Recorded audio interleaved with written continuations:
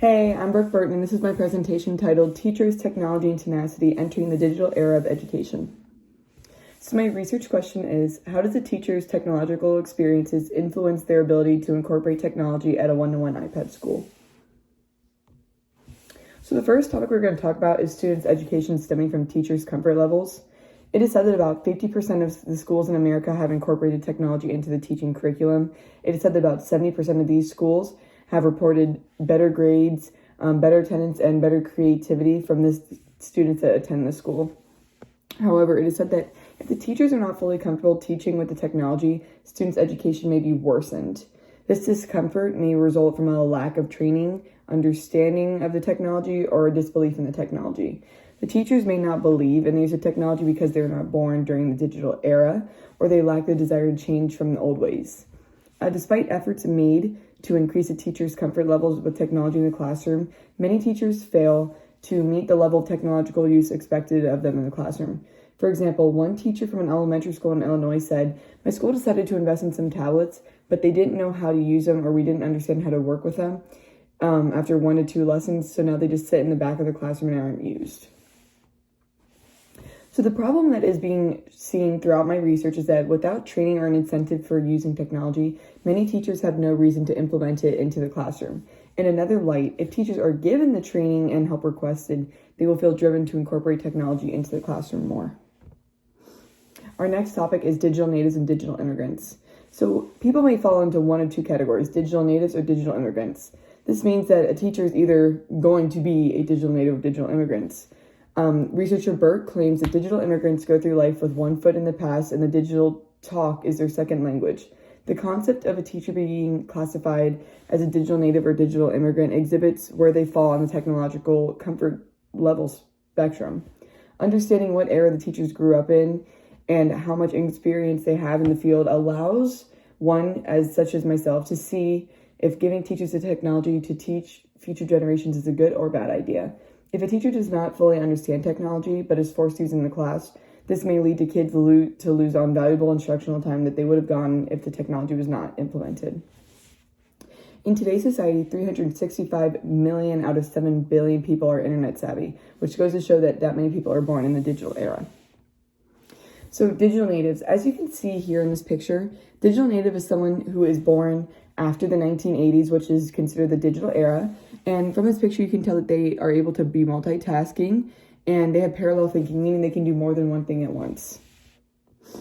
A digital immigrant, on the other hand, is someone who was born before the 1980s, meaning they did not grow up with technology. So as you can see, they can focus on one single task, meaning they can work with technology, but just not as proficient as a digital native. And they have limited resources. Benefits and drawbacks to using technology for instructional practices. Some advantages is that there is access to numerous resources for the students and the teachers to help the students reach their highest level of potential with technology, which allows for deeper understanding for students, which can help in the outside of the classroom area. A disadvantage is it brings up the question of what is a teacher's role? Because with this, it seems that technology can teach the students just as well as the teachers could or without the teacher's help. Another disadvantage is that it's difficult and expensive. It's difficult to teach all the teachers how to work with technology, and it's expensive to train them. And it's also expensive to buy the technology in the first place. And lastly, the last disadvantage is that some teachers do not have the appropriate training, which brings up the difficult and expensive problem. Technology has progressed exponentially. As time has progressed, technology has advanced exponentially, as mentioned before, creating more copious options for schools to utilize in and out of the classroom. Many schools have chosen to integrate technology into the classroom because learning is enhanced through technology. Strong technological skills enhance students' abilities to be productive members of society. Therefore, providing a high-quality education includes the expectation that teachers use educational technologies effectively in their classroom. All right, the next topic we're going to talk about is college prep school dynamic with technology. So in many college prep or some private schools, there's a name for schools that require each student to have an iPad for educational purposes. A one-to-one iPad school is when all the students and all the teachers and all the staff attending the school have an iPad to use. According to St. Thomas More School, which is a school that is a one-to-one iPad school, they find the benefits of being a one-to-one iPad school include access to up-to-date information and current events, as well as digital books and multimedia resources, which makes the technology curriculum for teachers easier to create. This school also states that one-to-one iPad schools foster critical thinking skills to do research and encourage proactive learning that strengthens communication skills and literacy. Methodology. So in my research design, I used one-to-one iPad school teachers. I chose to focus on these teachers because they are teaching the future generation, and it's very important for our education. And I approached using a non-experimental design, meaning I did not do an experiment. I rather just did, I took people's opinions and then formed a conclusion from there.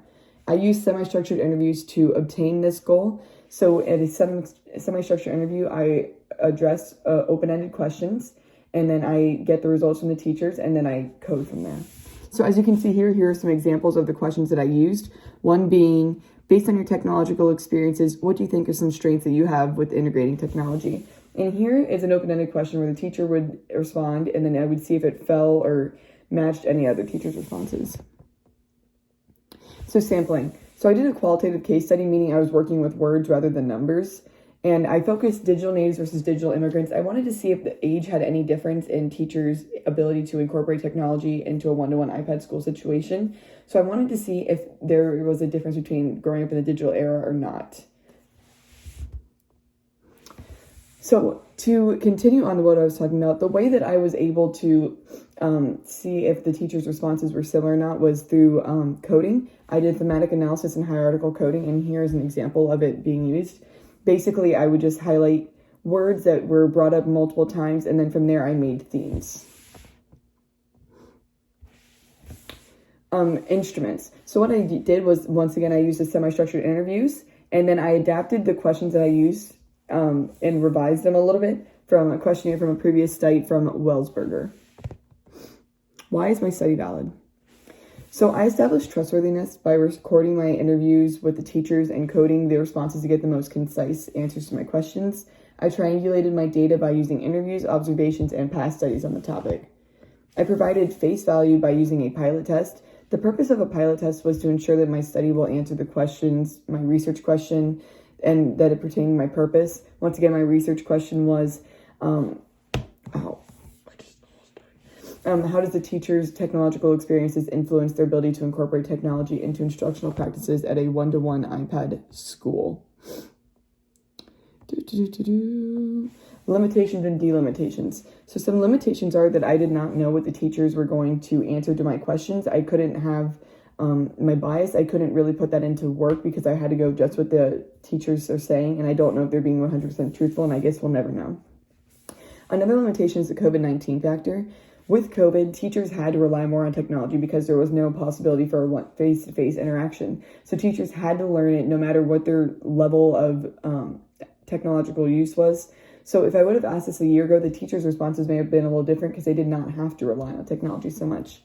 And a delimitation is I did not use a survey, and I did not just focus on digital natives. I wanted to see teachers' raw responses with the one-on-one interview and the semi-structured interview, rather than having a survey where they can think about it and then write it. Findings. So the three things that I focused on and that I found after doing all the coding was that digital natives utilize technology while digital immigrants utilize it at a lower level. Technology will impact future instructional practices and professional development in the area of instructional technology is a must for teachers. So here in theme 1, the teachers are responding to the question asked that was what they consider their strengths to be when it comes to technology. I chose to further investigate this question because the question brings to light what teachers currently feel is supporting them as a one-to-one iPad school teacher. So as you can see here, a digital native said they would rather play with technology, while digital immigrant says it's easier to have direct instructions. This just shows what they find as strengths and their comfort levels with technology, basically. Digital native, more comfortable. Digital native, less comfortable. Theme 2, they were asking the question of, do you see your future use of technology impacting classroom instructional practices, and if so, in what ways? The responses vary depending on the teacher you ask. Basically, if you ask a digital native this question, most of them compare their childhood uses of technology and compared it to today to show the exponential growth in educational technology, while a digital immigrant agreed that technology has changed drastically and will continue to play a part in the education system.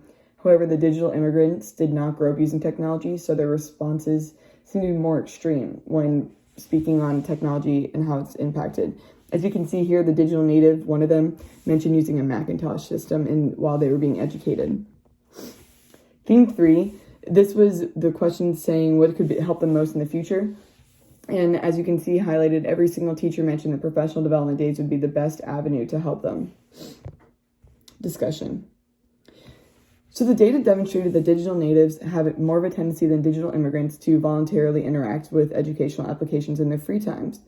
A teacher example of this would be with participant F saying they would rather play and participant E saying that they would rather learn directly from the digital natives. So researcher Kanash found that the more technological practice a teacher has, the less technological preparation is needed to deliver beneficial education instruction. In comparison, I came to a similar conclusion based on my study findings. From the participant responses, I concluded digital natives need less technological preparation, yet utilized more technology and instructional practices rather than digital immigrants. This discussion continuing. After evaluating, it is evident that both digital natives and digital immigrant teachers find technology to be a constant state of improvement. Digital native participants found technology to have been playing a part in the education system for a longer period of time than digital natives. Researcher Ross concluded that teachers are categorized into two categories, digital immigrants and digital native. Digital immigrants struggle with the implementation of technology into lessons, which leaves the students receiving old methods of delivery. As indicated in Ross's study, I also concluded that it is imperative for teachers to stay current with technology to ensure the best methods of delivery. Technology cannot be slowed down. All in all, every teacher participant agrees that technology is a permanent fixture in education. And continue on to discussion. Every teacher mentioned professional development days as the best option for the future. Digital natives want professional development days to have time to play with the technology and learn new fun things to use with it, while digital immigrants want professional development days to have a time where people can teach them new applications, how to work with them, and any new ideas people have come up with regarding technology. Researcher Glaisel found that teachers did not know how to use technology even though they had technological tools. Similarly, the digital immigrants struggle without having professional development training. This exhibits the importance of implementing these professional development days throughout the year for core class teachers. So why does my research matter? All this information gathered from this research study can help one-to-one iPad schools and their faculty and possible ideas that came off of this as important from the study. For example, even this particular one-to-one iPad school can look at this study and see if there's any avenues that they can take to help the teachers work at the school, or other schools that are looking to be a one-to-one iPad school can see real teachers' opinions and see if there's anything that they can do to make it the best possible situation, or if it's going to fit their school the best. Implications. So the most direct and effective solution to the teachers' problems is sharing this data and interviews with the school's education boards and other schools.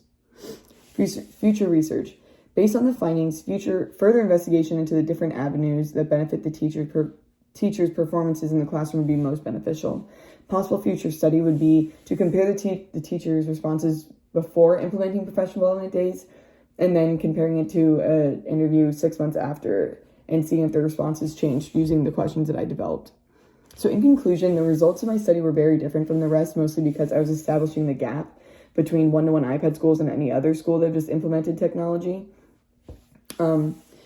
As seen before, the person that I adapted my questions from was looking at a college who was just implementing technology, like online stuff, while mine was looking at a school that was focusing just on one-to-one iPad, like iPads in the technology. Oh, my brain is fried. Oh my gosh, I'm literally about to die. Okay.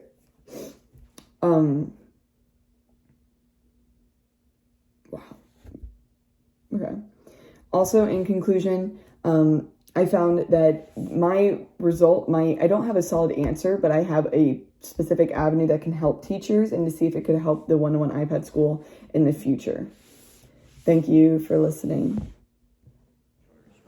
All right. Hi, Dr. Gates. We're here with Eliana and Henry, and they're going to be asking me my oral defense questions.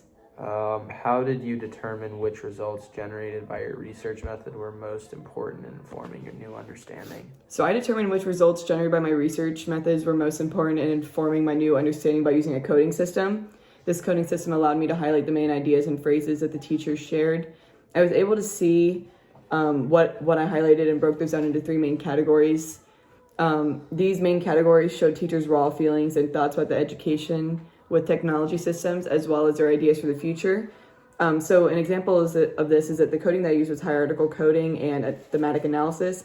And through this, I was able to highlight phrases like professional development and highlight that every single time a teacher mentioned it, and then break that down into a theme.